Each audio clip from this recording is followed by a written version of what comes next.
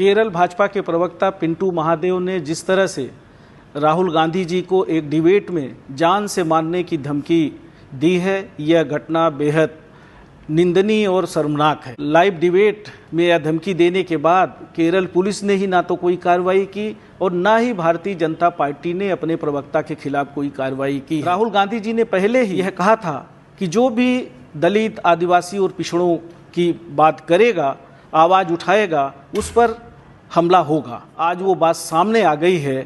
कुंठित मानसिकता के भाजपा के लोगों ने जिस तरह की बातें की है, यह साबित हो गया। राहुल गांधी जी उस परिवार से है जिनकी पूज्य दादी ने, पूज्य पिता ने देश की एकता और अखंडता के लिए, देश को एक धागे में पिरोने के लिए अपने जान की आहुति देने का काम किया था, प्राणों को न्यौछावर करने का काम किया था। और न्याय की लड़ाई है और सत्य और न्याय की लड़ाई में ना ही राहुल गांधी जी डरने वाले हैं और ना ही कांग्रेस झुकने वाली है।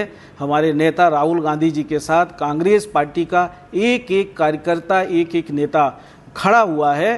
राहुल गांधी जी जो लड़ाई लड़ रहे हैं, कांग्रेस पार्टी जो लड़ाई लड़ रही है, और हम सब लोग मिलकर इस लड़ाई को लड़ेंगे।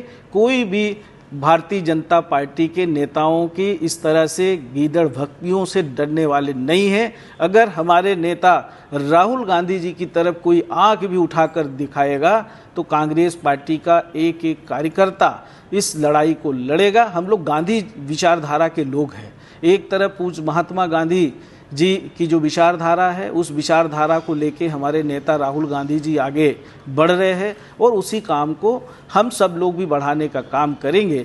आज इस तरह के बयान से ये समझ में आता है कि गोडसे की विचारधारा आज भी जिंदा है और ये वही विचारधारा के लोग हैं जो राहुल गांधी जी को इस तरह की धमकियां देने का काम कर रहे हैं। और सरकार में बैठे हुए केंद्र के गृह मंत्री, प्रधानमंत्री अपनी पार्टी के इस तरह के प्रवक्ता को ना ही हटाने का काम किया, ना उसके खिलाफ कोई सख्त कार्रवाई की। इससे ये समझ में आता है कि कहीं न कहीं इनका भी संरक्षण प्राप्त है। अतः मेरा तो यही आग्रह है कि अगर भारतीय जनता पार्टी के गृह मंत्री, देश के प्रधानमंत्री की नीयत साफ है तो ऐसे व्यक्ति के खिलाफ सख्त से सख्त कार्रवाई होनी चाहिए और हमारे नेता राहुल गांधी जी की सुरक्षा और बढ़ाने की आवश्यकता है, जिससे किसी भी प्रकार की अप्रिय घटना नहीं हो।